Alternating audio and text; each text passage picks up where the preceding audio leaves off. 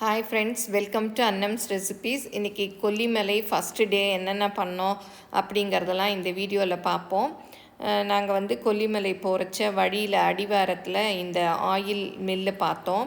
இங்கே வந்து செக்குலேருந்து எண்ணெய் ஆட்டி கடலெண்ணெய், தேங்காய் எண்ணெய், விளக்கெண்ணெய், நல்லெண்ணெய்லாம் வச்சுருக்கிறதா சொன்னாங்க.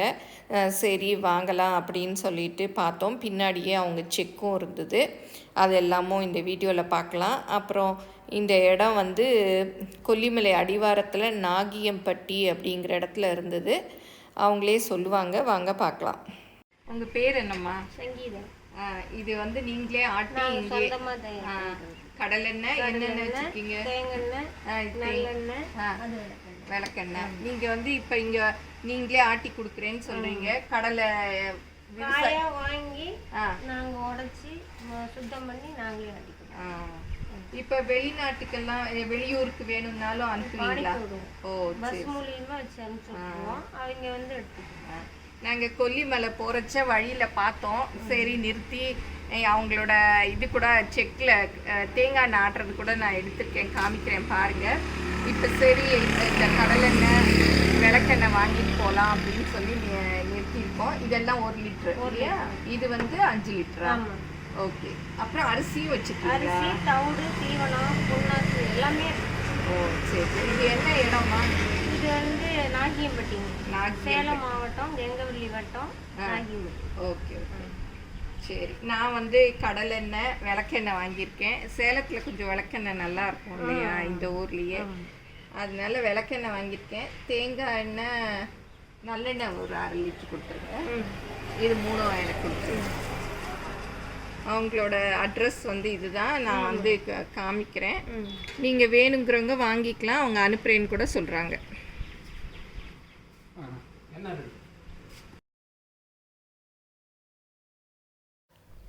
கடைக்கு பின்னாடியே அவங்களோட செக்கு இருந்தது. இதுதான் வந்து அவங்களோட செக்கு. இதில் வந்து எல்லா எண்ணெய்களும் இங்கே தான் ஆட்டுவேன் அப்படின்னு சொன்னாங்க. நாங்கள் போன நேரம் தேங்காய் எண்ணெய் ஆட்டிகிட்டு இருந்தாங்க. இது வந்து புண்ணாக்கு, அதெல்லாம் கூட மாட்டுக்கு தீவனங்கள்லாம் கூட அந்த மிஷினில் அரைச்சி கொடுக்கறதா சொன்னாங்க. இதுதான் பாருங்கள், தேங்காய் ஆட்டிகிட்ருக்கு. நல்லா ஆட்டி இங்கே பாருங்கள், இங்கே தான் வந்து எண்ணெய் அப்படியே சொட்டு சொட்டாக வடியுது. அந்த டின்னில் ஒரு ஃபில்டர் வச்சுருக்காங்க பாருங்கள், அதில் போய் எண்ணெய் எல்லாம் அப்படியே கலெக்ட் ஆகுது. எண்ணெய் எல்லாமே நல்லா இருந்தது. நாங்கள் திரும்பி இறங்கி வரைச்சியும் வாங்கினோம். தேங்காயெல்லாம் பாருங்கள் இங்கே காஞ்சிட்ருக்கு. இதில் தான் வந்து ஆட்டிகிட்டு இருந்தாங்க தேங்காய் எண்ணெய். நீங்களும் சுவையாக சமைக்கணுமா? எங்கள் மசாலா பொடிகளை யூஸ் பண்ணி பாருங்கள். அதெல்லாம் வாங்கணுன்னா ஸ்க்ரீனில் வர்ற வெப்சைட்டுக்கும் வாட்ஸ்அப் நம்பருக்கும் போய் ஆர்டர் பண்ணிங்கன்னா நீங்கள் வேணுங்கிறத வாங்கிக்கலாம். Soya beans. நாங்கள் தங்கின ரிசார்ட் வந்து செம்மேடு அப்படிங்கிற இடத்துல இருந்தது. அதுக்கு முன்னாடி சோளக்காடு அப்படிங்கிற இடத்துல இந்த மாதிரி ஸ்பைசஸ் எல்லாம் நிறைய வச்சுருந்தாங்க. விதவிதமாக இருந்துச்சு. அதெல்லாம் எப்படி இருந்தது அப்படின்னு பார்க்கலாம் வாங்க. சோயா பீன்ஸ்லேயே குட்டி சோயா பீன்ஸு, அது வந்து தட்டைப்பயிறு, பாசிப்பயிறு. இது சாம்பிராணியாங்க, சாம்பிராணி.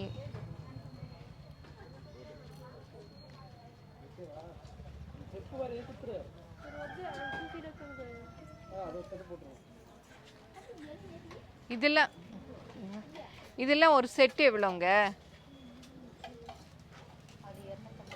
250. எவ்வளோ இருக்கும் ஒன்று ஒன்றும்? மிளகு 100 கிராமா? மிளகு மாத்திரம் தனியாக எவ்வளோ? 550. இது எல்லாமே இங்கே விளையிறதா?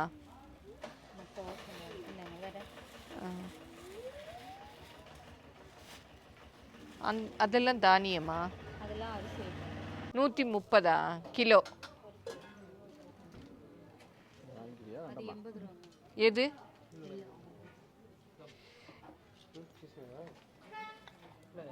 எனக்கு இது 1/2 கிலோ கொடுங்க.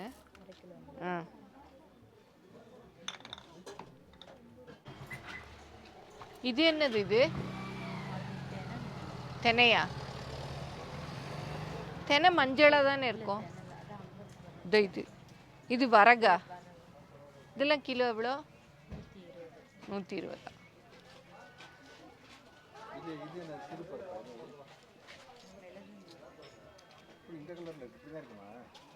இது என்ன அரிசி?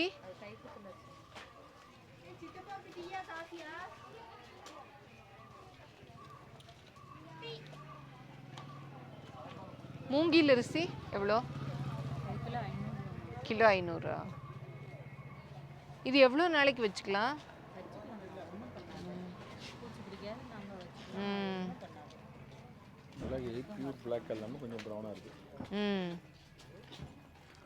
மிளகு இப்போதான் சீசனா மிளகு?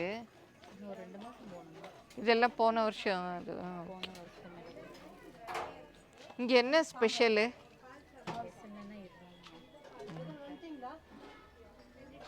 சரி, அது மாத்திரம் நம்ம திரும்பி வரச்ச கூட வாங்கிக்கலாம். இங்கே இந்த இதில் ஹோட்டல் நல்லா இருக்குமா சாப்பிட? இது வந்து பால் சாம்பிராணியா, இது வந்து சும்மா சாம்பிராணி, கட்டி சாம்பிராணி உடச்சி தூளாக போடுவோம்ல. இதெல்லாம் எவ்வளோங்க? இது எவ்வளோ? ஆ, இதை தட்டிட்டு போடணுமா? ஓ,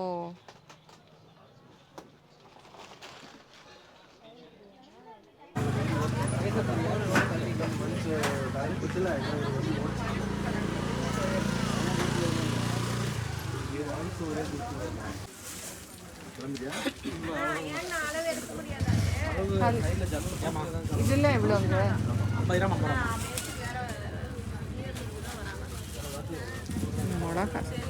மிளகா கிலோ இங்கே உள்ள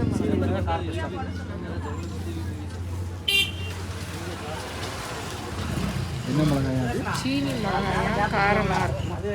காரமாக இருக்குமா? இப்போ பார்த்தாலே தெரியல.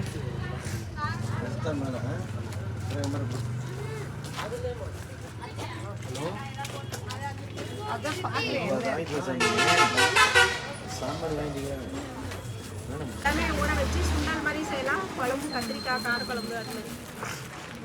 இதுவும் இது ஒரு 1/2 கிலோ கொடுங்க.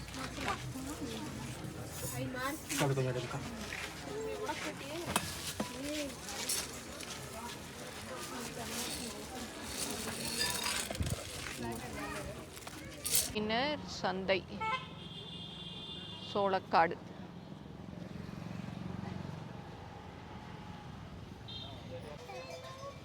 சக்கரவள்ளி கிழங்கு. இது இது என்னதுங்க? இல்ல அது அது பப்ளி மாஸ். ஓ, இதுதான் கடான்னு அர்த்தங்க போல.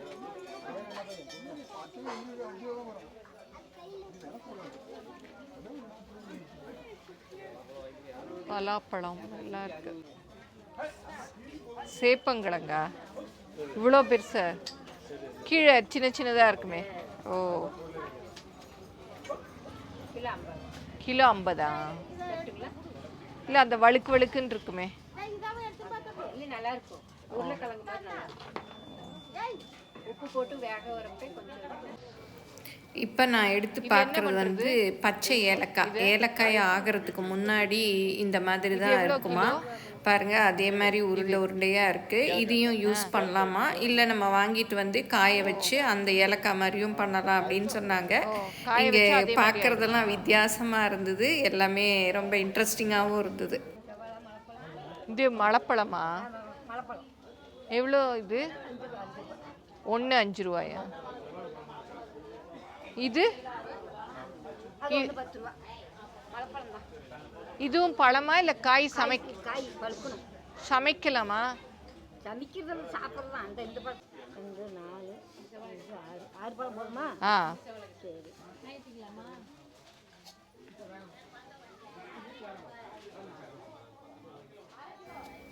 நாங்கள் எப்படி இருக்குது அப்படின்னு டேஸ்ட் பண்ணுறதுக்காக 6 வாங்கி சாப்பிட்டு பார்த்தோம். ரொம்பவே சூப்பராக இருந்தது.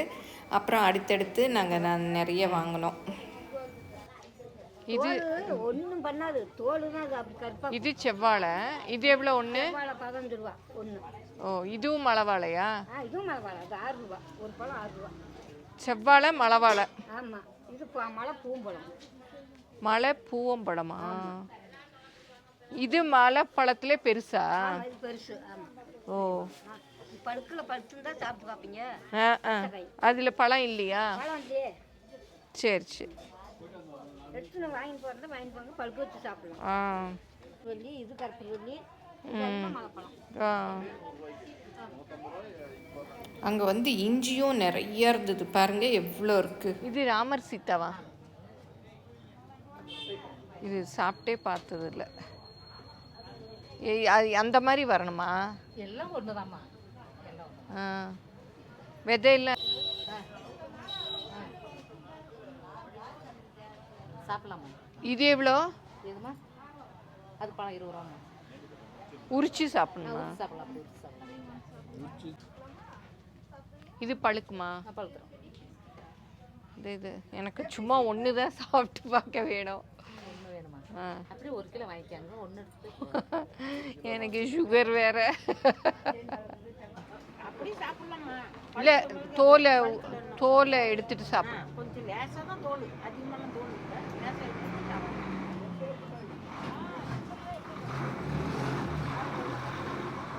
இது நம்ம அந்த சேப்பங்கிழங்கு மாதிரியே பண்ணலாம்ல?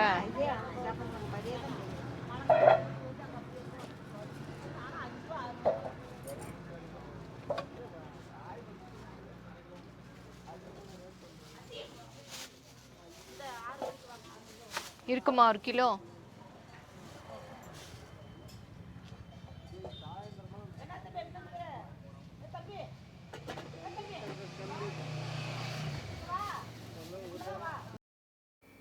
அங்கே இருந்த பழங்கள் எல்லாத்துலேயும் கொஞ்சம் கொஞ்சம் வாங்கினேன். சாப்பிட்டு பார்த்துட்டு அப்புறம் நல்லா இருக்க பழங்களை நாங்கள் திரும்பி வரைச்சியும் வாங்கினோம்.